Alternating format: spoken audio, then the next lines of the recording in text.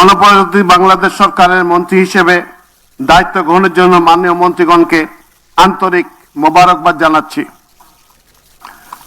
সম্মানিত সুধীবৃন্দ, গণপ্রজাতন্ত্রী বাংলাদেশের সংবিধানের 56 অনুচ্ছেদের 2 দফা অনুযায়ী রাষ্ট্রপতি মহোদয় কর্তৃক গণপ্রজাতন্ত্রী বাংলাদেশ সরকারের প্রতিমন্ত্রী পদে নিয়োগপ্রাপ্ত ব্যক্তিগণের নাম ঘোষণা করছি। জনাব এম রশিদুজ্জামান মিল্লাত, জনাব অনিন্দ ইসলাম অমিত, জনাব মোহাম্মদ শরীফুল আলম, জনাব শামা ওবায়দ ইসলাম, জনাব সুলতান সালাউদ্দিন টুকু, ব্যারিস্টার কায়সার কামাল, জনাব ফরহাদ হোসেন আজাদ, জনাব মোহাম্মদ আমিনুল হক, মীর মোহাম্মদ হেলাল উদ্দিন, জনাব হাবিবুর রশিদ, জনাব মোহাম্মদ রাজীব আহসান, জনাব মোহাম্মদ আব্দুল বারি, মীর শাহ আলম, জনাব মোহাম্মদ জোনায়েদ আব্দুর রহিম সাকি, জনাব ইশরাক হোসেন, মিস ফারজানা শারমিন, শেখ ফরিদুল ইসলাম, জনাব ইয়াসের খান চৌধুরী, জনাব এম ইকবাল হোসেন, জনাব এম এ মুহিত, জনাব আহমেদ সোহেল মঞ্জুর, জনাব ববি হাজ্জাজ এবং সর্বশেষ জনাব আলী নওয়াজ মাহমুদ খৈয়াম।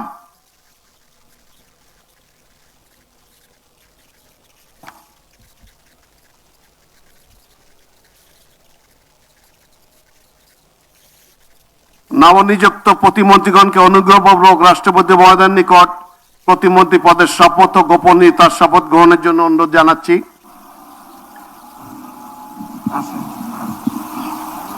নবনিযুক্ত প্রতিমন্ত্রীগণের শপথ পরিচালনা করার জন্য রাষ্ট্রপতি মহোদয়কে বিনীত অনুরোধ জানাচ্ছি।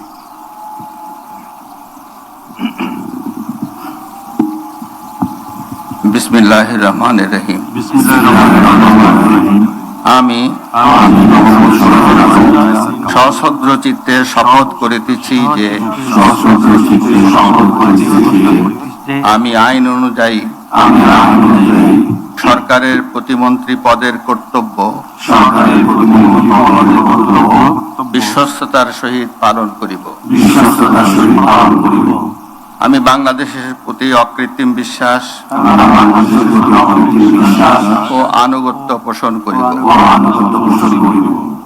আমি সংবিধানের রক্ষণ, সমর্থন ও নিরাপত্তা বিধান করিব এবং আমি ভীতি বা অনুগ্রহ, অনুরাগ বা বিরাগের বশবর্তী না হইয়া সকলের প্রতি আইন অনুযায়ী যথাবিহিত আচরণ করিব। এবার নবনিযুক্ত প্রতিমন্ত্রীগণের গোপনীয়তার শপথ পাঠ পরিচালনা করার জন্য রাষ্ট্রপতি মহোদয়কে বিনীত অনুরোধ জানাচ্ছি। আমি সশ্রদ্ধ চিত্তে শপথ করিতেছি যে সরকারের প্রতিমন্ত্রী রূপে যে সকল বিষয় আমার বিবেচনার জন্য আনিত হইবে বা যে সকল বিষয় আমি অবগত হইব তাহা প্রতিমন্ত্রী রূপে যথাযথভাবে আমার কর্তব্য পালনের প্রয়োজন ব্যতীত প্রত্যক্ষ বা পরোক্ষভাবে কোনো ব্যক্তিকে জ্ঞাপন করিব না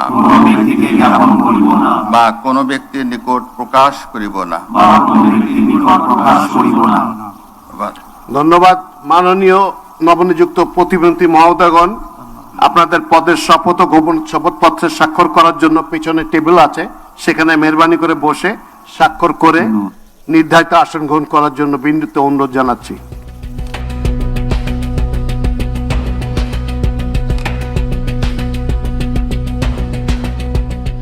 দিনাজপুর টিভি, মানুষের জীবনের কথা বলে।